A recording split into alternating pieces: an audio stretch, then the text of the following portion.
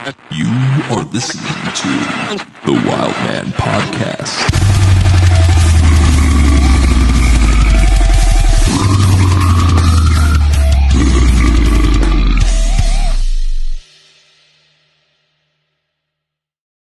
All right, cool. I just started the live. I guess I'm going to give it a second here to see if Kenny can just test to make sure we're all good. All right, cool. I just started the live. I guess I'm going to give it a second. We good? Yep. I'll turn the volume down again though. I'm the only viewer. Cool. I know that's funny. You're the only one that's in, but yeah, I'll obviously have comments and shit of people who join and whatnot going, Jacob, but I'll try to not let that distract. Oh, you're good. Like I said, I appreciate you guys doing this again. It's been a while, I know that. Yeah. How's life been for you, man? Went viral for a little bit. Been nonstop doing the podcast and work. Nice. Hell yeah. Was that with the Walmart thing? Yep. Yep. I definitely noticed that, man. We were liking and on commenting on as much as we could. You probably saw us in there. Oh yeah. It got kind of crazy because like some of that crap went nuts and some of the like how people always post random comments and that shit got annoying. Oh yeah, for sure. Like my boss was just giggling because she was all like this. It says you saved someone from a hornet nest. I was like, nah. And you also got a co-host then since the last time we did this as well, which I know can't join us today, but that's cool. His name is Che. He's actually he lives in LA, believe it or not. Oh wow, okay. So like I messaged him earlier. I said, "Hey, we have an interview today," and he's like, "Okay, I'll be ready." Evidently, that meant sleep. Yeah, hey, it's all good. I know we all got stuff going on in lives and whatnot, so I feel that. He's a guitarist and he's a one-man slam band. Okay, cool. Yeah, I'll have to check him out, dude. Yeah, he just got done playing, I think, one of his first shows in Japan. Oh, sick. Yeah. That's awesome. He's the former guitarist of Infinectomy. Infinectomy. Okay, that's a sick name, dude. Yeah, it's him. It used to be him, Tony Slam, and like a bunch of other members, but I'll let him discuss how that went down because I don't know how that went down because that went down pretty quick with like a ship. Yeah. Wow. Okay.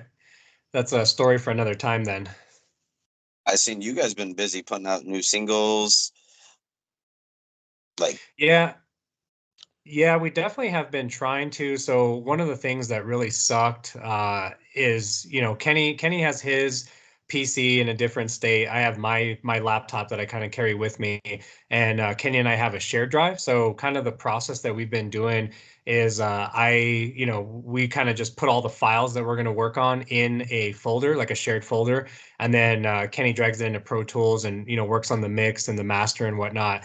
And unfortunately, my laptop, for whatever reason, over the summer, stopped taking a password that I've had on it forever. And we just lost a bunch of material, just stuff that we were supposed to release, stuff that was being worked on, which really was a huge setback. So I think we'd probably have a little more collaboration on songs if it wasn't for that, but that was a big setback and I had to reinstall everything. So my lesson learned from that was I save all my projects now to a cloud, and which I've always had. I just never I wasn't doing it before just because I didn't think I needed to. But yeah, that burned us pretty bad. But we're recovering. We're working on stuff. So oh yeah, I love everything you guys do. Like I share every single to like my Facebook friends and everything. Uh I tell my friends all the time, I was like, I feel like this could be the next up and coming deathcore band. Oh, appreciate man. that, man. Yeah. Yeah, that's awesome. Thank you. Well, that's what we're striving for. The collaboration from a distance, it makes a little bit of like the artistic, I guess, creative process a little laggy, right? Like there's a lot more that can be done real time. So when Daryl's here, we try to tag up and make some progress. But that's what we strive for, is to try to keep getting better with our process and hopefully keep releasing what we think are good songs. Oh yeah, they're definitely absolutely amazing. Like everything you guys do is, I'm proud of everything you guys done so far. I'm really proud to see how far you guys have came and everything. Oh yeah, thanks, dude. No, we appreciate that. On the subject of releasing new music, I know Kenny has something that he's working on now. We do have a song already teared up as well. We were just kind of waiting for our vocalist Tony to do the vocals on it. So this one's a little, I'm not going to say it's completely different from kind of what we normally do, right? We like to be heavy, we like to have some slamming breakdowns and shit like that. So this next one is just going to be maybe a little slower, little grungier, just really hateful and mean. So, yeah, I actually I don't. It's so funny to even ask this question. Correct me if I'm wrong, Kenny, but there's not even a blast beat in this song, right? Or is there? I don't think so. I don't think so. This is just going Hey. to be a heavy, just a heavy, Yeah. sludgy, just fuck you, hateful song. That's what we were going for with this one. Just fuck you and just go heavy as balls. So I think Yeah. you'll see a lot of hatefulness in Tony's vocals on this one because the lyrics are literally all about just disgust, hate. I think you guys will like this one for sure. Oh fuck yeah. I definitely love stuff like that. Like I think the last time we all talked, I was like pretty much in like heavily into deathcore. And then like I took a route and now I'm in like hardcore slam and like I can't get out of that realm at all. Hey, I Yeah. don't blame you, man. I love slam and to be honest, I think it'd be cool for us to even do like a slam style song, you know? I'm a big slam fan and I'll go back and say like Devourment. Devourment's one of my all-time, and I know I know we get into the talk of like subgenres and shit, and everyone's all over the place, but to me, like Devourment just had that really slammy, sludgy, just guttural vocal nastiness. I absolutely love that band, man. Oh yeah. I love Devourment to a fucking T. The one that's really getting like got me into it and it's Waking the Cadaver. Oh, dude. Old Yeah, school. Fuck. I know Kenny and I were jamming that shit. Literally, what is it? Chase Through the Woods by I won't say that on the stream here, but and then Shotgun, I forgot Blood Splattered Satisfaction, I think. Dude, Yeah. um yeah, that's what it is, right? So I had files, and I don't know, maybe you remember this, but there was files that were like on MySpace. Holy shit, that dates everything on MySpace or something. But Waking the Cadaver had like those two songs out, and they sounded sick. The re-release that they did of those songs on that album, I didn't really care for the mix and master so much on those. I think the original songs, those two, were just really powerful. Oh, for sure. Like when I talk to Don every so often, I'm just like, bro, what you were doing the early years of MySpace, top tier. I was like, I love your vocals no matter, but like those were the best time for him. But I can see where he's going with it now. Yeah, yeah, for sure, for Like sure. I think he always says like new members always add a new interest and new flavor to everything. Yeah. Yeah, that's actually true. That's a really good way to put it. Bring in someone new, and everyone has different influences. Like Kenny and I talk about it all the time. Kenny's influence is way different from mine. He's more like metalcore, maybe even progressive, I would say. You know, Dream Theater fan, that kind of stuff. And I just really stick to like not saying that I don't love it, right? I listen to everything. In fact, I sent Kenny kind of I don't know Oh, if it's a joke or what, but I yeah. sent Kenny a sample of some yodeling with a heavy breakdown like just a couple days ago. So just really experimenting with, just what can be heavy, what can be brutal, where can it go? Yeah. We'll probably want to trash that one though. Yeah, that's funny. I think that, like I said, the last time we all talked, that was almost a year ago. Yep. I want to say. Damn, yeah, it was a year ago. I think we only had like one song out, right? We were the first, you were the first one that we really like talked to. Yeah. Oh yeah, like And I didn't have these little shits bugging me the whole time either. but it's crazy how like everything's evolved over the years, which is a good thing. Like everybody progresses, and like I try to stay in contact with everybody I interview, which I know schedules are always like hectic with every band I interview, and it's Yeah. just, like I think like back when we were first talking, the logo was like everything was different back then. Like I was doing things a lot more different. Yeah. Yeah. No, I remember you had I can't remember what the logo was, but I remember it was different. Yeah. Which is That- interesting too, because like the busyness for us is part of what the struggle to keep releasing is too. So we had a setback with, sorry, the dogs are all begging for my Cheez-It. But you know, Tony, he has 5 kids. And so they're a germ factory for him. And he picks up the next sickness from the next kid every time. And with how powerful his vocals are, right? He's all his, I don't know vocal techniques too well, but people think he does a lot of inwards, but all of them are just powerful, you know, gutturals and out, like breathing out rather than in for some of his stuff.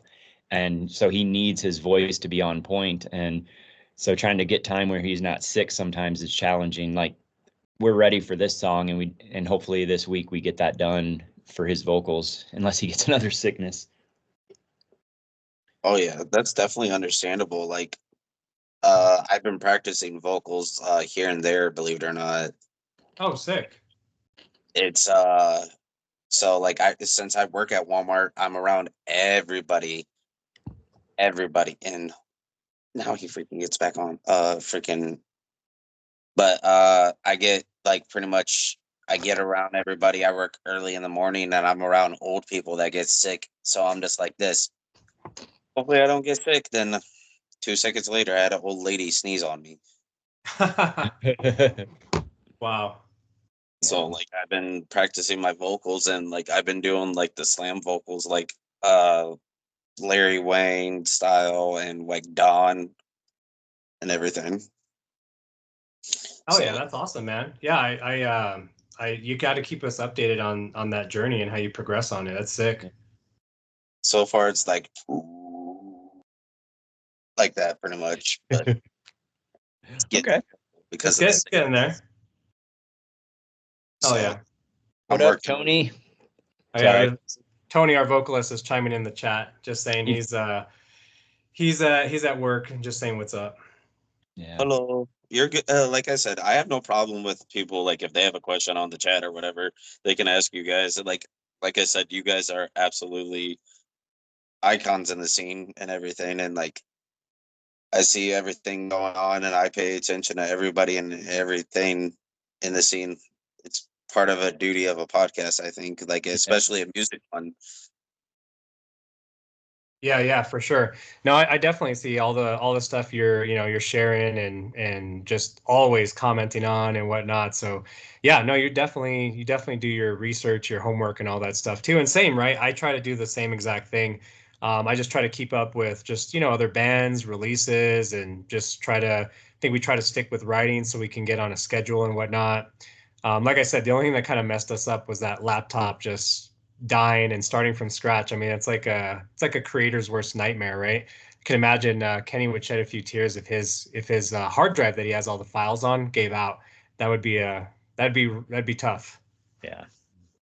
I definitely understand that. Like I have a hard drive connected to my laptop. Like I'm using my phone right now, but I use Skype over because my camera doesn't work on my computer, and I use a SSD drive and plugged in, and I download every interview. So like if I lose it on my phone, at least I know it's on my SSD drive. Right, right. Uh, Here soon, Jay will be joining us. Nice. Oh, okay. Oh yeah. I'm gonna make room for him on the stream then. And I was talking like Jay's like the best thing that's happened. Like I'm glad I met a co-host that I actually get along with, and like me and him like actually vibe. Oh yeah, that's awesome, man. Yeah, a lot of it's a lot of it's about that, right? And it's the same for like bands too. You can be with other musicians that you don't vibe with and whatnot. And God, Kenny and I have been playing together so long. I mean, Kenny probably knows like when we exchange riffs, kind of what my style is. Probably can finish a note on where it's going in a scale. I like to write a lot of stuff in harmonic minor. That's just I don't know if you know music theory or anything, but I always find myself going to harmonic minor. I think most metal people do, honestly. Yeah. I definitely, since we talked, I've been listening to metalcore lately. So there's some things. Tell Daryl to stop fucking nixing my metalcore riffs. Riff, he's like, that's too metalcore. Like legitly, like I think the metalcore band, like I think their metalcore and hardcore is freaking counterparts. Oh yeah, counterparts. Okay, yeah, yeah. And I'm just like getting into them like hardcore. Like I love everything they release, and like I feel like they're that style of metalcore. Like you can't go wrong. Them and the Devil Wears Prada. Yeah. So like Oh, yeah.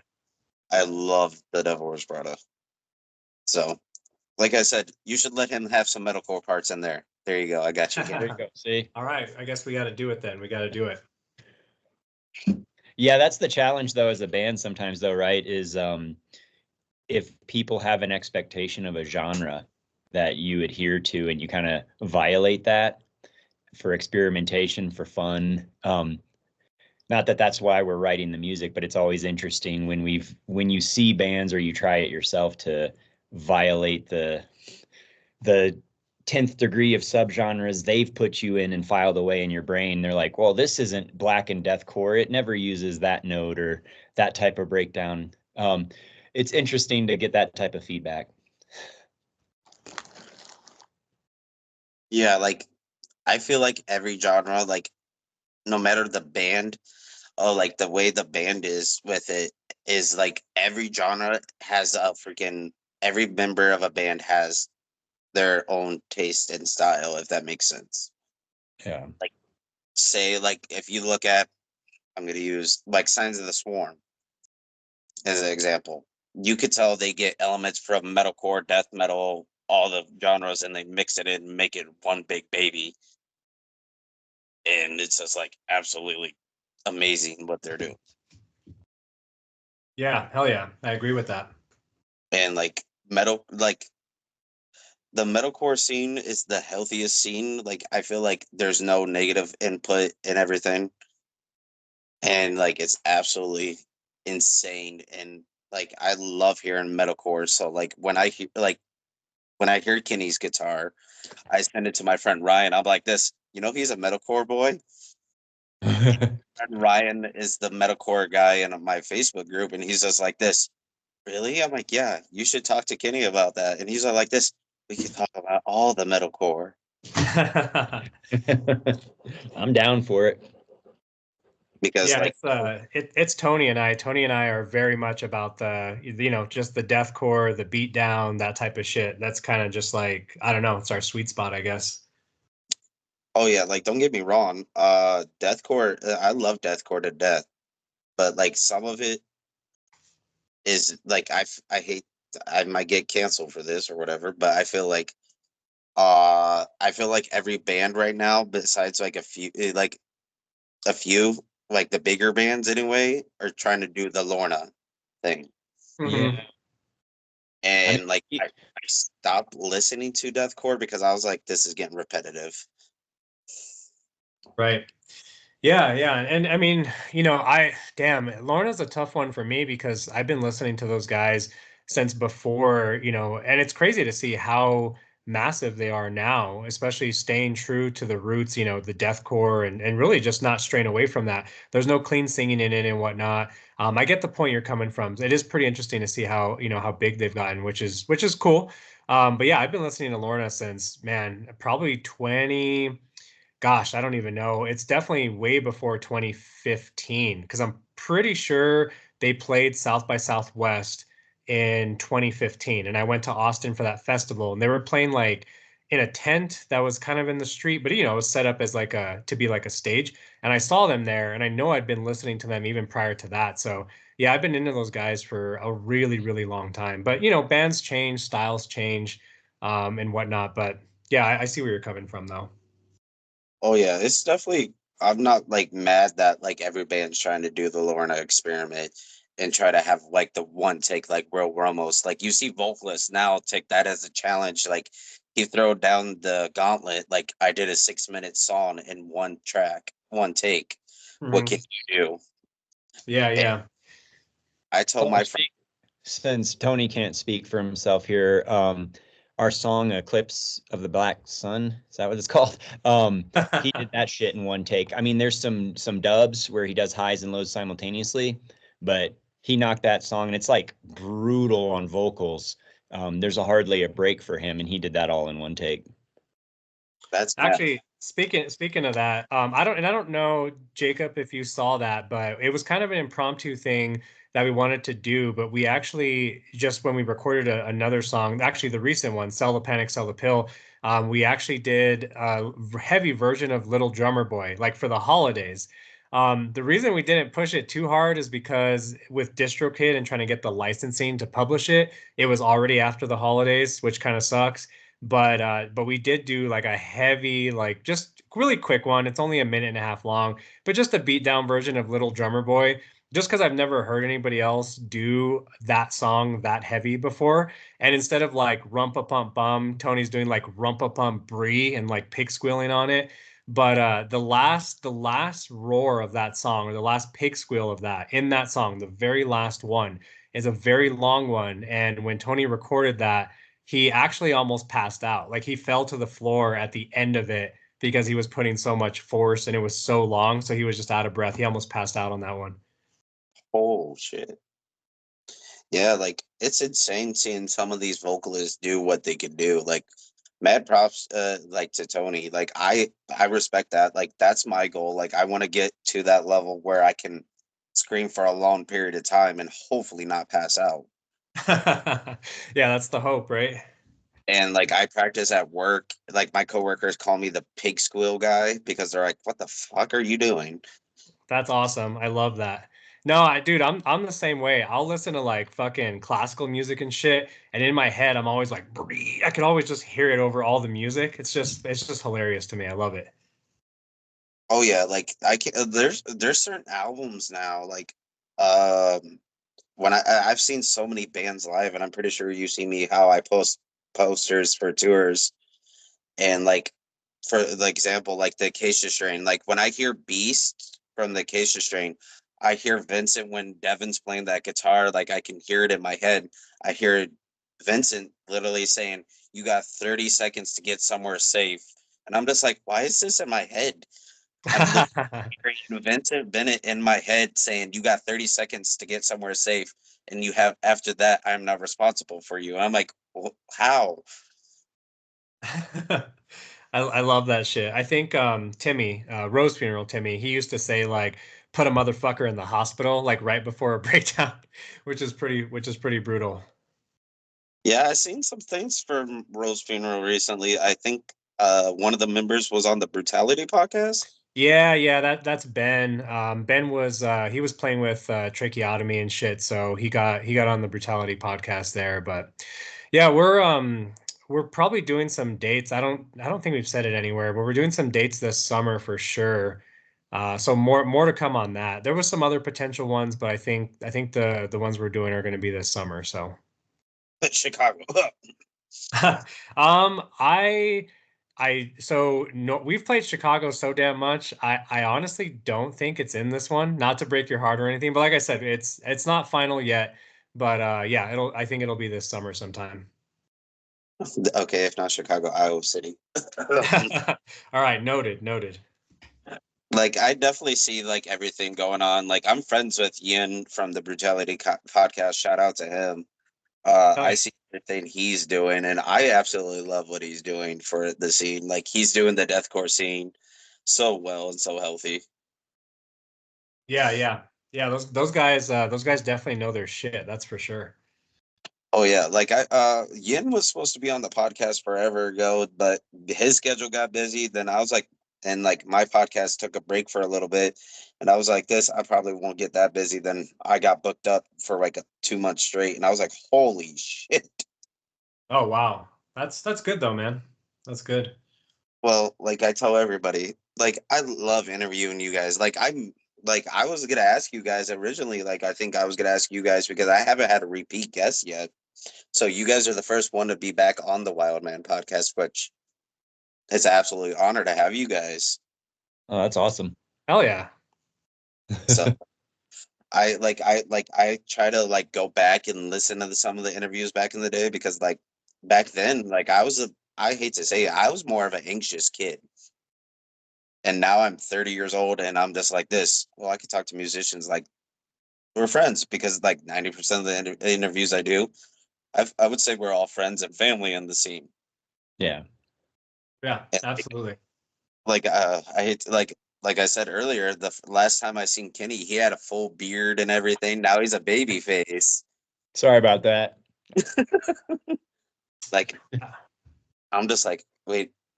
When Kenny joined, that's what got me confused. I was like, okay, I feel like I'm getting this. I forgot about the beard. Damn. Yeah, I let it get out of control. there's Oh yeah. J Dog. I see you join. Hey, sup, devils. I'm J-Dog. Hey, how's it going? Hey, man. Sorry, I'm coming into this conversation a little bit late, and you guys all sound like robots to me right now. I do apologize for that. How No, y'all no. doing, though? Yeah, your connection I think is a little static too. Yeah. You can hear me there, so sorry about that, you guys. So, Daryl, this is my co-host, Jay. Oh, Awesome. and we lost him. He'll Oh, probably hop bummer. up. But like I said, you guys are absolutely a treat to interview. Like every time. Like, my goal is with the podcast. Here it comes again. I is Okay. my co-host, Jay. Bye. Hi, guys. Bye, guys. Oh, they're That's want to contribute to the podcast. robot voice again, Jay. What the hell's going on over there, R2D2? Give me 1 second. What's going on over there, R2D2? No, shit. And I'll put on headphones probably. Yeah. Yeah, I hear background noise, so he's probably getting his Okay. headphones. Is that a little bit better? Oh yeah, we're Yeah. better. Way You guys, I am so sorry that I am showing up to this family late. I was up all night because I got put onto this 100-band split EP between half band singing about Call of Duty, half band singing about Halo, and I was up all night doing that. So no Wow. excuses, but I'm sorry I'm showing up a little bit late, you guys. How are we doing? Good. Great. Crashing into the conversation right in the middle of it. I have no idea No. where we are right now, but it's cool to meet you guys. Thank you for coming on to this podcast. I really appreciate it. Yeah, no, absolutely, man. And yeah, I was just getting you all set up on we're actually streaming this to our Instagram live as well. So I was just that's fitting you in the dynamic now, so that way you're in the video as well. Oh, thank you so much, man. I appreciate it. How's everybody doing? How's everybody Good, doing man. on Instagram? Yeah, good to meet you. Yeah, it's Yeah. good to meet you too, man. It's good to meet you too. All right. Believe it or not, Che, this is so these are good friends of mine. This is the second time Stuff of the Oh, yeah. Nine been on the podcast. Oh, nice. Returning guests. Are they our first returning guests? Yes. Oh, hell yeah, dude. Awesome. You guys, congratulations. Thank you. Yeah, and thanks for Yeah. having us again. Yeah. Sorry, I'm messing No, with the dog too. It's all good, man. You got a whole studio, it seems, right there inside your it's room. a mess because I'm moving, so I have like shit just scattered everywhere. Got it all out there now, right? Oh, very nice. Does the new spot have a space for your studio? It's gonna. We Nice. haven't found a house yet, but that's a prerequisite. Absolutely. Yeah. So, I know, like I said earlier, Daryl, like I'm really like I see you commenting and everything. I think I see Kenny every so often. Like I lose everybody in the feed, like when you guys like stuff and everything. I'm just like this. I absolutely love seeing. Like I showed my boss, I was like this. See that guy Daryl? That's an actual friend of mine. That's awesome. I love that, dude. Yeah, And like, I definitely try. I know Kenny's not so much on the social media sometimes when he gets a chance, but yeah, I'm always all over that as much as I can be. How long have you guys known each other for? Oh, 19 damn. years. Wow. Okay. Yeah, We it's been a long quick time. little history. Yeah, we met back in 2006 in the MySpace days. He was Wow. looking for a bass player, and we've been in a technical death metal band since that time, and just had a journey of music together since then. That is crazy. So you guys met over MySpace then, huh? Yeah. Yeah. Wow. Yeah, Wow. it's a funny story I always tell. I think maybe we even told it to Jacob in the first time, but yeah, I was so sick of just trying to find a bass player at the time. It was so hard. So I was like, I'm just gonna go to MySpace and search like dudes in the area that are holding basses in their profile pictures. And that's what I There you go. did. That's what I did. And Kenny was there holding a bass, and I was like, yo.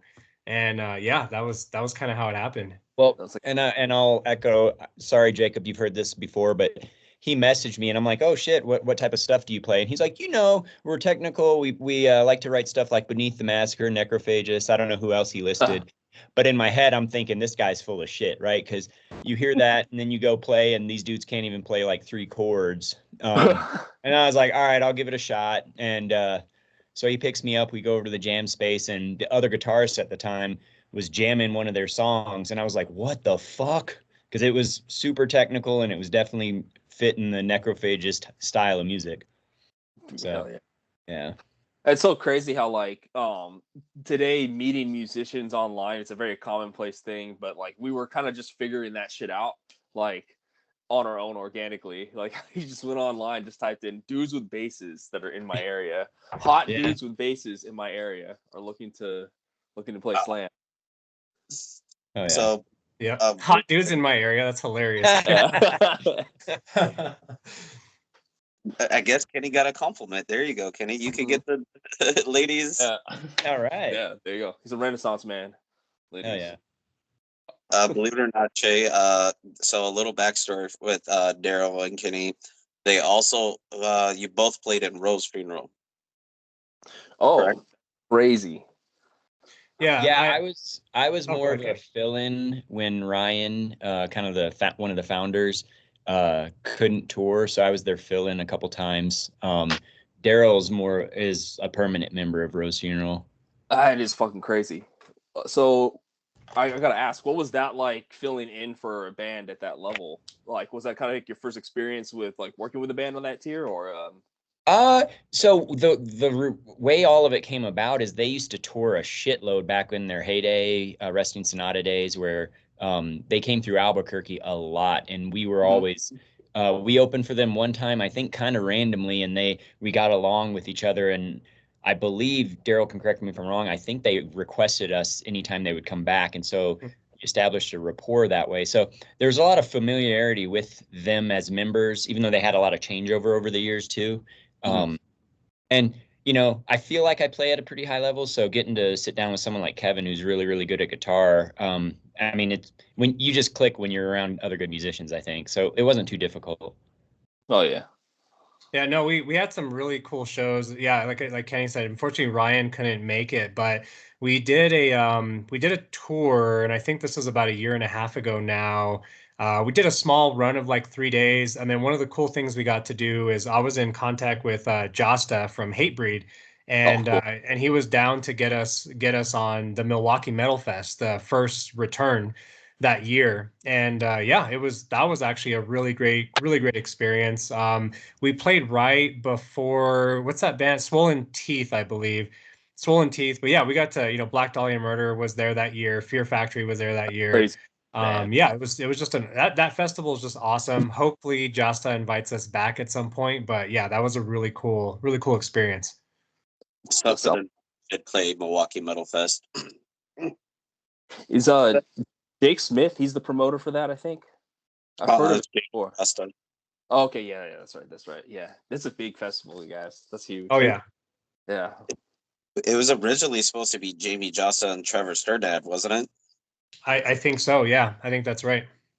Because it was supposed to be a mixture of like death metal and hardcore. Yeah. Yeah. Because We all know how Trevor left his death metal. God rest his soul. I miss that man. Yep. Oh yeah, man. Definitely one of the originals to do it. Freaking, I was gonna say, what year was this when you guys went to the festival? This was, what was it, Kenny? 2023, right? May, yeah. May 2023. Yeah, May 2023. That is really cool. So, like, you guys are coming from New Mexico originally. Yeah. Yeah. So, Kenny's still in New Mexico. I'm in Arizona. Oh, okay, yeah. It's like close to the West Coast, basically, the desert part of the Yeah, West Coast. exactly.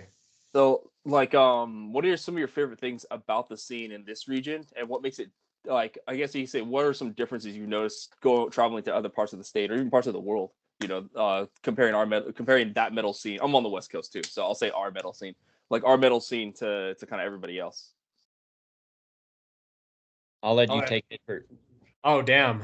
Yeah, that's an interesting one because Albuquerque, I don't know if you've ever been to Albuquerque, but it's a really it's a small city, right? I think population is like 900K.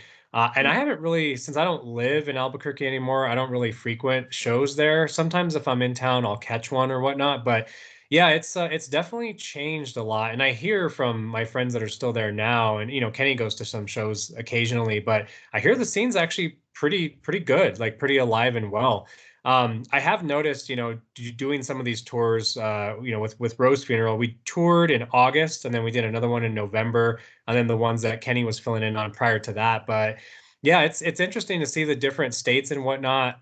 Right now, in my mind, some of the craziest people are definitely in Texas. And if I was going to pick a city, Corpus Christi, those guys they just absolutely tore it up. Kenny was on that show as well, and yeah, they were insane. Yeah, Texas So death metal. yeah, Texas death metal, man, they do Real. not mess around. So I'm a really really big fan of going to Texas and playing shows because those guys are absolutely brutal, dude. Have you played Haltom Theater yet? No, we've been playing what's that? Come and Take It live in well, I'm sorry. Yeah. That's in Austin. I'm giving you different venues. Definitely. We did two venues in Corpus Christi. One of them was, oh man, it was like it was a bit of a dive, but it was an awesome place. And then we played a bigger venue the last time, and I can't remember them, but it wasn't the one you mentioned though, so not yet. Okay. Well, hopefully one day, man.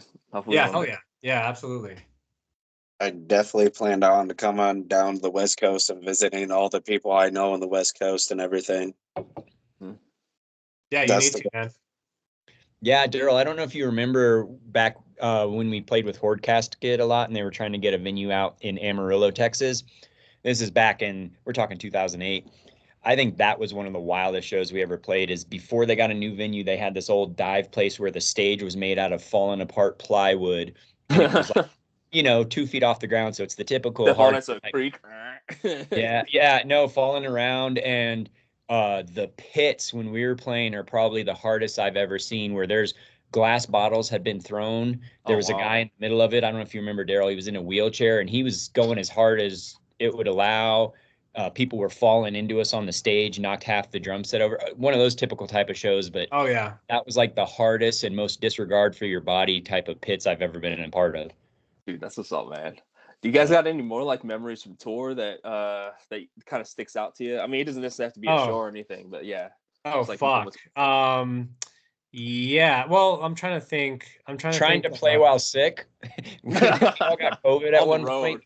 Damn. You're trying to Rose Funeral at the time I had joined for part of the tour. They hadn't played since 2014. They've been more active recently.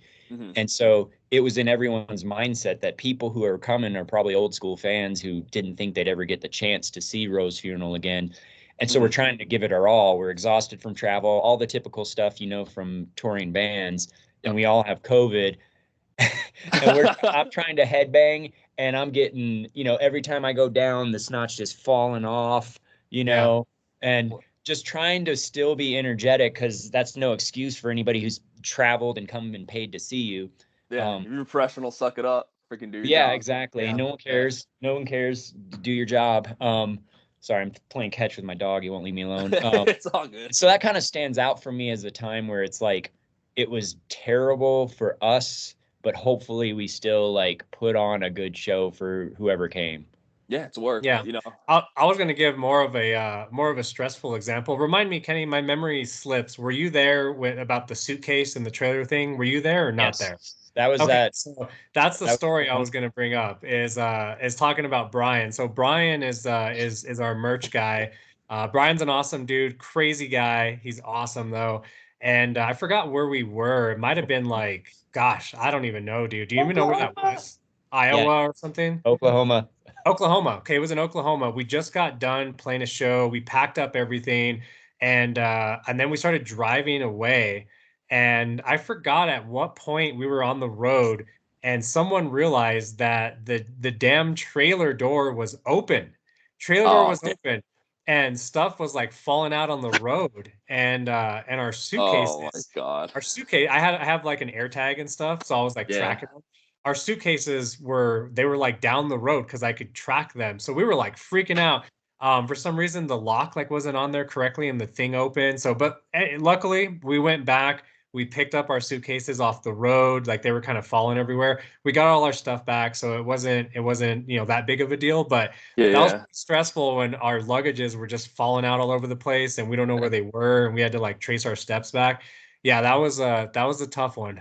Yeah, touring can be a lot of fun, but it's definitely full of moments like that, you know. Oh So yeah, for sure. For it's all sure, like man. sex. It's a lot like sex. You only remember the small dicks, you know. Yeah. But like it's crazy to think like nowadays, like the MySpace era, I feel like that's making a big comeback. Like with All Shall Perish playing shows again. Like I never thought that was gonna be in my time period at all. Like nostalgia stuff now, to be honest. I notice a lot of younger kids are very much like, I want my band to sound like it was from MySpace, and that's like it's like the trend now. It's really like the trend now. I don't know if you guys have heard of a band called Girl of Glass. Yeah.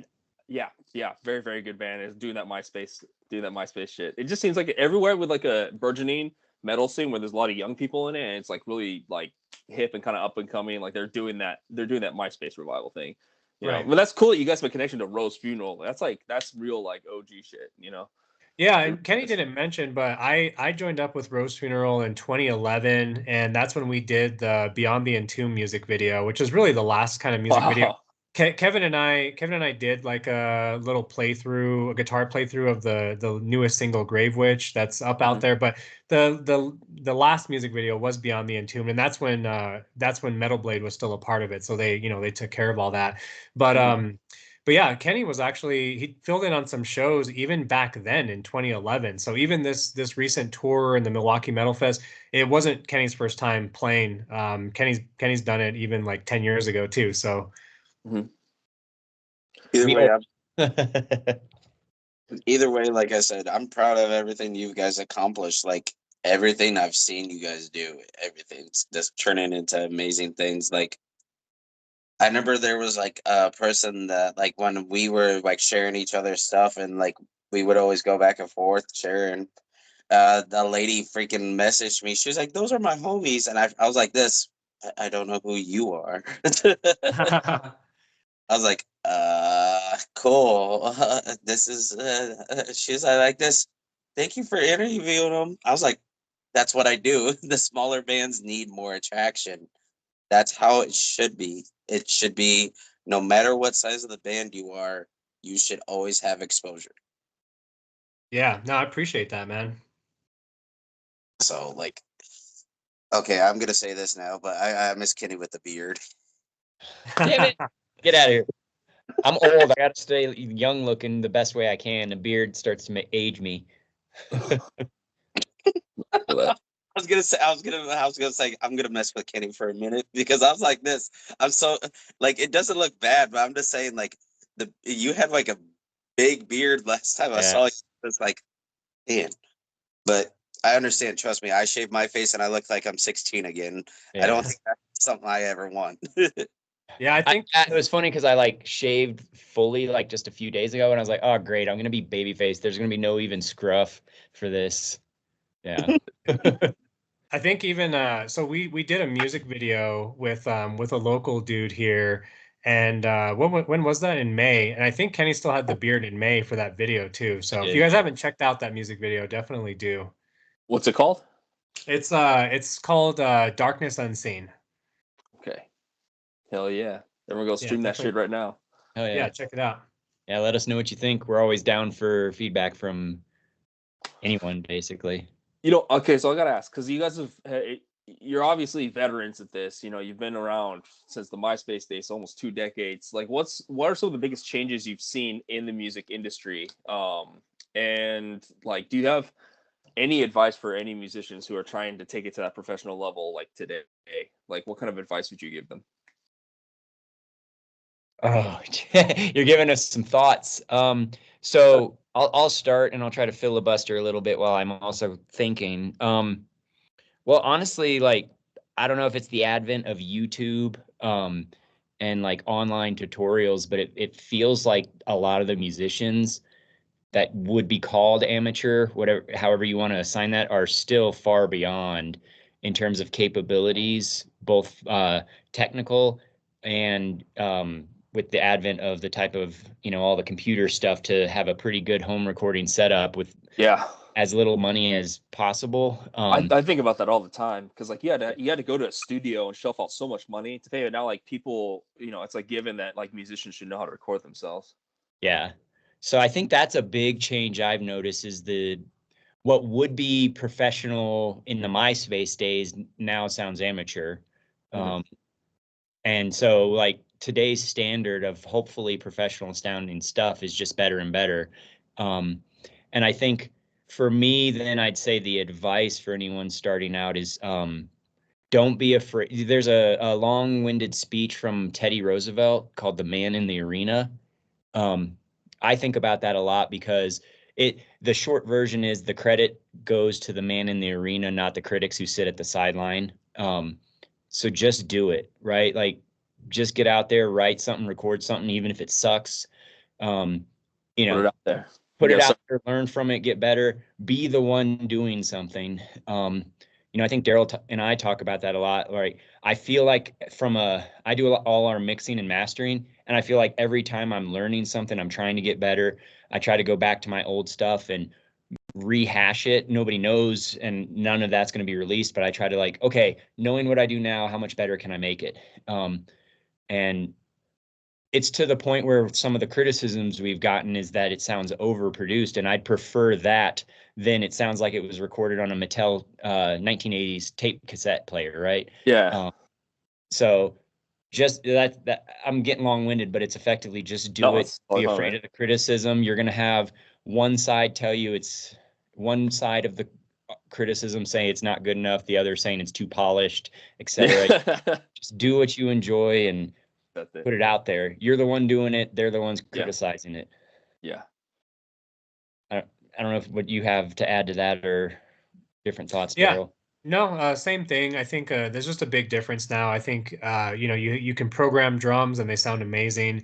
You can just have a laptop and now you have a distributor like DistroKid or TuneCore or whatever. You don't even need a label. You just literally pump it out. Like you just publish your own songs. And it's just, I mean, there's just so many songs. I forget what Spotify says on how many songs are uploaded, just online every day. It's just a massive, insane amount. So keeping up with music is just it's crazy because there's like unlimited bands and unlimited genres you can go down and you almost have to like sift through because I know I'm not gonna like everything just because it's metal. So I just sift through kind of what I like, but yeah, it's crazy just the The amount of options you have today. Yeah, it's a deluge. It's a freaking deluge. I Yeah. think they said last year more music was released than in like the entire year of 1985. Like they said no, it was something crazy. It was like more music came out in a single day than because there's so many people just putting it out there or whatever. I guess so. Like another question I have is because you guys have been in bands that have been signed to a label. I've never been that, so I don't. I've I've been a crew member on some big tours and stuff, but I've never had to sign a contract before. Like, what are the differences between I guess being in a band that isn't signed and being in a band that is signed? Like, could you go over that real quick? Like, what are the differences? Just Yeah, sort of so I'll touch on it a little bit because when I joined Rose Funeral, it was really at the tail end of that whole metal blade thing. So I think I mean, yeah, so I wasn't around for a lot of that, but I know that there's just I think it has to be some good expectations, right? I think a lot of times maybe some labels tend to, get struggling artists and, maybe do things that are not necessarily the expectation that the artist expects and whatnot. So it's funny you bring this up because I was thinking about this the other day with like contracts and terms of service and things like that. So when it comes to things like signing a contract now, we're obviously in a new era of AI.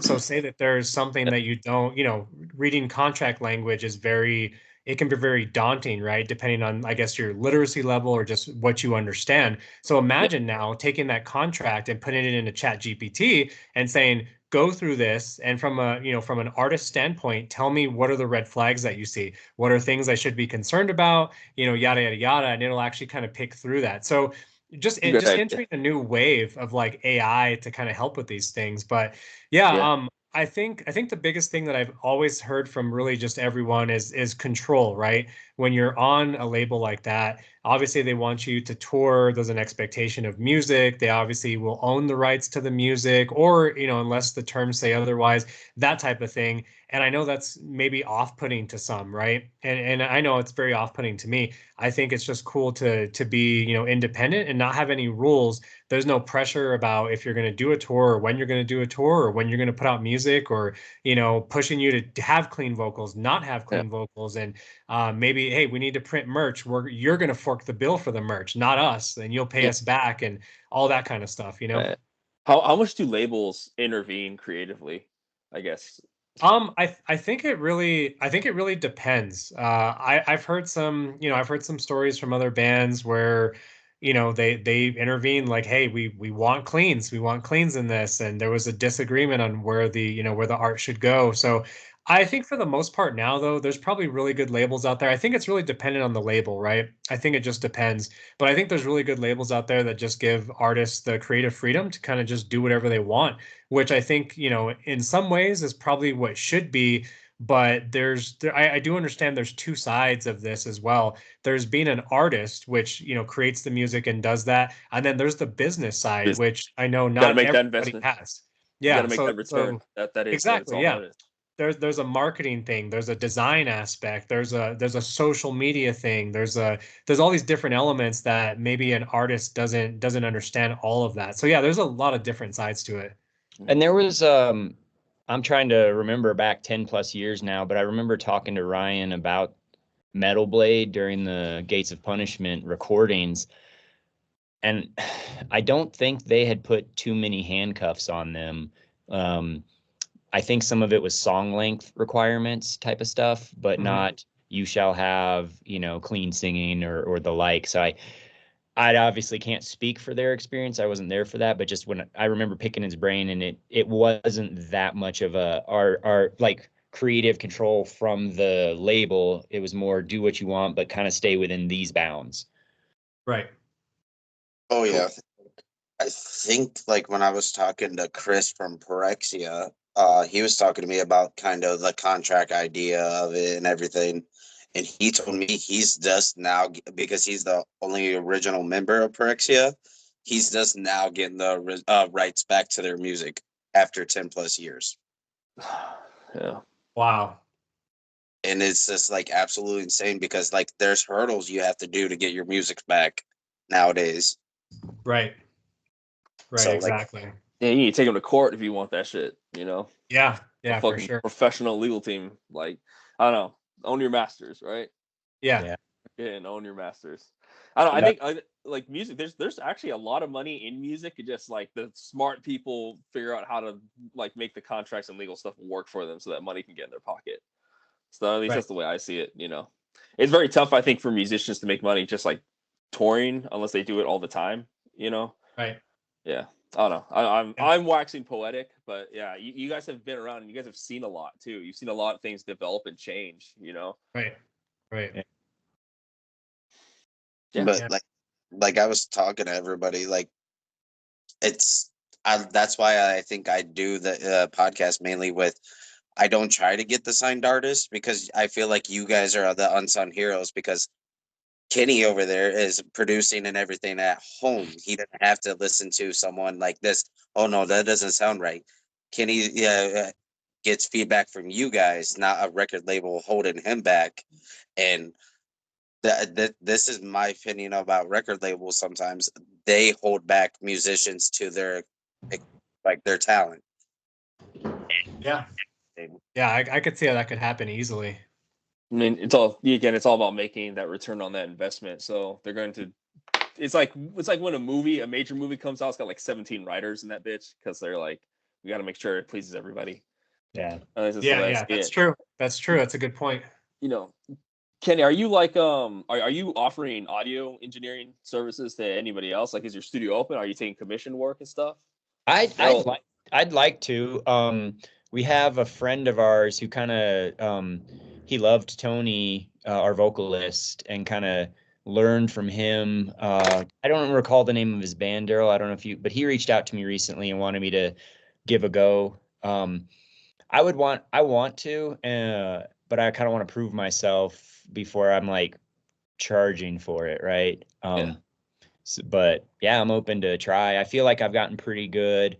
I'd call myself a tweener, like where I'm getting more professional and I keep learning. But there's always more for me to learn. So Always. I wouldn't want to charge professional pricing and not be capable of delivering. Mm-hmm. Yeah. Because everything Well, good you on you, man.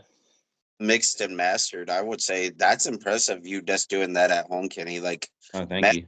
I wish I could do what you did, because that was originally my goal. I wanted to be that guy who had a studio at home and I could mix and master and everything. And I'm just like, this man, Kenny has the dream. He's playing in a band and he's mixing stuff. Man, I wish I could do that. Yeah, I like it because it's ours, right? Like everything in my life, I try to like, I want to be held accountable for my successes and failures. There's people and influences and all that you can credit, right? But I work out a lot and I want, however I look, to be something I did, no PEDs type of stuff. And same thing with music. I want it to be mine and rely on as little people as possible. And good or bad, it's ours to own, right? Yeah. Yeah. Oh, yeah. And that's hard enough as it is. Even just being us, the three of us doing this, we still have setbacks in life. Like we had we have this other song that we're ready to put out, and Tony got sick and had some personal things he was going through. But yeah, the stuff happens even with just three. Now imagine with five. It just being in a group and trying to come together to do something has its challenges for sure. Yeah. It's collaborative effort for sure. Yeah, exactly. I'm going to repeat something earlier just because you weren't here. Since we live in different places, our collaboration is kind of stunted as well, where he has to shoot it through a shared drive. I have to import it. It's not, hey, check out this riff. And then I'm like, ooh, what if we do XYZ, right? There's this lag from here's his full idea. He sends it to me. And if I have any input, I have to kind of like record that and send it back. Right? Yeah. It's very tough to be in the moment when you communicate that way. Yeah, exactly. Oh, yeah, sure. It's definitely cool seeing you guys work well together. Like, it's absolutely an honor to see you guys work from different states and everything. Yeah, I was gonna say that on the flip side though, you guys are able to collab in still not have to totally move yourselves into an entirely new situation. Yeah. The collab system. And I still go back to Albuquerque quite often too. That's where Tony and Kenny are. So, Kenny kind of lives out pretty far, but I think I make it up there even more than some people that live in the city. So I don't know what that says, but I do make it out there sometimes. Yeah, dedication. Yeah, exactly. So, crap. Sorry, I'm chilling and trying to wake up somewhat. I've been up since 3:00 this morning. Ooh. I have to dip out of here in a second and go right about elites killing humans and aliens and shit for this split. Yeah. I like it. You guys are absolutely killing it. I keep saying, I'm really proud of everything you guys done. And I plan to come down to the West Coast. It's going to be a little easier with the next moving situation because starting in April, I'll be in a new place in a new situation. Nice. Oh yeah, awesome, man. Yeah, no, we appreciate you inviting us back here, and like I said, we're still pretty small, but I know the first time we talked to you, we had one song out. We probably had like I don't know 400 streams or something. So I mean, that's now pretty good, honestly.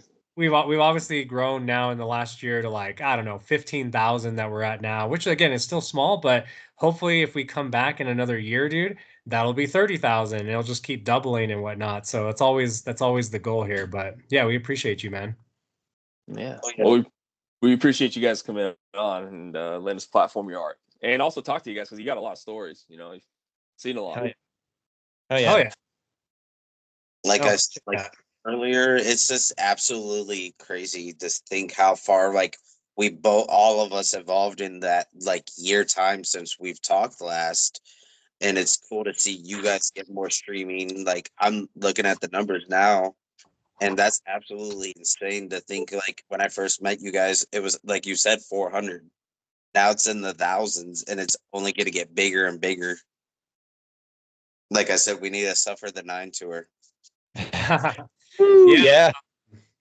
Yeah, I again, I won't give too much away regarding the like the live stuff with Suffer the Nine, but yeah, we're working with some dudes, a good a guy that I met on the last Rose Funeral tour. Actually, I'll have to name him at some point. Definitely don't want to give it out, but yeah, he's been really awesome and just kind of being offering mentorship and guiding and whatnot, and yeah, there's some talks about booking agencies and who we might work with and whatnot and bringing that to life. So to be continued on that, but it is something that's on the it's on the roadmap.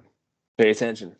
If you Yeah. guys need a venue to play at, the podcast is actually sponsored by a venue now. Oh, really? Nice. It's a venue. Like I live in a place called the Quad Cities, so I'm surrounded by 4 cities, and the venue is based in one of the cities, and it's believe it or not, and I think you guys would fit it well, is a church. Oh, I love that. Hey, maybe we've even played there before. It's called the Skylark. Ooh, I don't think we've played this guy. We have played in some churches, randomly enough, or like an old church vibe or something. But no, I haven't heard of that one, Was in man. That's Kansas, awesome. though. Yeah, they it's a good venue. I've seen some crazy acts come through there. Like I seen the last 10 seconds of life come through there. Filth, Within Destruction, Enterprise Earth. Yeah, it's been crazy to see that venue like expand like its horizon because they're also a recording studio. They're not a church anymore. They're a recording studio slash venue. Hell yeah. That's awesome, man. And now that you brought up Filth, Filth are they're really good friends of ours actually. David, the guitar player, I've known him for a really long time, and then Dustin and I connected a few years ago. But one quick thing I was going to bring up, when Rose Funeral did the hiatus for many years, and we didn't play shows for forever, we were going to come back to play this Irate Fest in Kentucky, and that ended up falling through. But we did play a show in Louisville, Kentucky, and it was with Filth. And the video's out there, Jacob. I can send it to both you guys. And we got Dustin on stage to do one of the songs, just to sing one of the songs. So that was probably the only time we've had, Dustin on there singing a Rose Funeral song live, but it was a hell of a time for sure. Oh yeah, I love that big guy to death. Like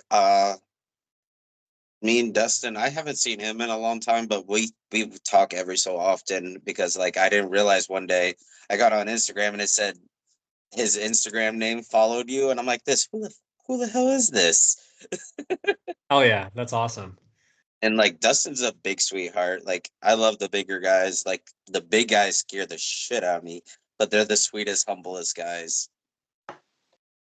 Yeah. And that's what a lot of people don't realize. Like the bigger the dude, the nicer they are. Or the Dang. Dang, Kenny's Yeah, talking. God and damn. you kind of went to another place, and again, I'm not going to say much, but there you're talking about big dudes. I know Oh, it Big sounds weird dudes, big saying that. riffs. You know, Sounds weird saying that, but I'll leave you with one last thing. So we got someone that I met a while back. He's an awesome dude, great guy. He's actually you're talking about big dudes. He's literally, quite literally, like one of the biggest dudes in the world, and I'm not even joking on that. Like he's one of the biggest dudes. He's actually going to get on a song, on a Suffer the Nine song. I won't say who it is, but yeah, Mitro. he's It's gonna probably get on Mitro. Suffer the Nine. So we're pumped to have him. Yeah. Probably Mitro Like- from Torso Fuck. It's crazy. Like I've like From like I Northern said, Eye. musicians. I like when I go to meet a musician, like half the time I have to look up because I'm only 5'2", so I'm just like this. Oh, hello there. Oh And, yeah, man. what's the craziest? Like, oh crap! It's one of the craziest musicians I ever. Vincent from the Acacia Strain. He's like 6'7". That's Yeah. hilarious. Me looking up, I'm just like this. Hello, and I hate taking pictures with that guy, and then posting them on like Facebook because you'll get those people that are like, "This is that your dad?" Ugh. Your grandma comments on it. Thank God my grandma does not have Facebook, or else she would be very disappointed. Oh That's man. funny. But But- hell yeah, no, yeah. Again, thanks guys for having us back on and whatnot. Yeah, hopefully, you know, like I said, when we drop that new song that's hopefully being vocals recorded on Sunday, I want to send it to you guys. Would love to get your thoughts and feedback. Please send it our way. when I get the band kicking off, Kenny, I will send you the stuff. I'll send you both the song, and Yeah. if anything, I'll probably have you mix it. I'm down to try it. Yeah. Dude, just one man slam band. Just get a freaking drum machine. There you go. Call it Jacobectomy. Call it Jacobectomy. Love it, Okay, love it. Fucking just We're slam away. I have 5 members actually now. Damn, that's yeah. crazy. I put the ad on Slam Worldwide. We're all coming together. Luckily enough, one of my guys is moving from the UK to Chicago. That's crazy. Come down here, and we're gonna start like jamming out and seeing where we're gonna go with this because we got a song already in mind, and I guess it's a little bit of a spoiler. Larry Wayne's gonna do a feature. Oh, that's cool. Oh, hell yeah. To That's give awesome. Kenny the mix and master and Yeah. have a Larry Wayne in you. Okay, I'm not gonna say in you, but Either Coming. way, I'm good with it. Coming. It's coming. Manifesting it. So- Guys, before we dip out, are there any tracks that you from any of your bands or any of your projects that you want our listeners to stream or to check out? For me, if I wanted to show someone Suffer the Nine, I would want them to check out Darkness Unseen. That's from, like, as a band member, that's my favorite song to listen to like critique myself. I'm like, this shit slaps. I don't know about Daryl, but Yeah, I mean, Darkness Unseen, that's like I said, that's the track we did a music video for. I think it's doing pretty well now. It's like at 51,000 views or something. I don't know. Damn, It's crazy. could be better, but I actually would disagree with Kenny. I think the one I would tell everyone to stream is the newest one, Sell the Panic, Sell the Pill. I just think it's just heavy. It's you know, it's got breakdowns in it. It's brutal. Yeah, I love it. Awesome. all right, I will share a single from you guys and like tell everybody check your fucking band out because they need Oh, to yeah. know who you guys are, and we need like you. I know you can't say, but we do need a Suffer the Nine tour, or Yeah. at least hop on with. Maybe I'll toss Signs of the Swarm since I'm friends with all those guys. Love them to death. Bobby, Michael, Carl, and David. I'll send them your guys' stuff and be like, take this band on tour. hell yeah. Oh, yeah. You know, real talk. I'm just gonna I'm shamelessly network right here, but I'm heading out to Haltom Theater in November for NSE Fest because I'm gonna be stagehanding for that. Oh, cool. And I'm absolutely would love to set up some shows with you guys. I'm traveling from California, so I will be going straight through your guys' area. You know, so I mean, let's talk. Let's talk. Yeah. Let's build. Okay. Connect and build. Freaking Yeah, sounds good, man. No, we like it. yeah. If Che beat you before me, I promise you I'm coming down.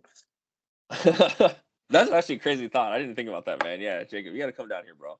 You gotta come with me to that fest, dude. We all gotta hang out. Oh yeah. Yeah. Love it. We All all right, you guys. drink. The first shots are on me. Oh yeah. We There both you go. don't drink, but we'll be there. We'll It's spirit. it's here. We'll chug some water to make you feel you're not alone in the chug. Beard back. If I come to meet you guys, you better have the beard back. Oh, yes, sir. I'm gonna give you shit until the end of the time. Yeah.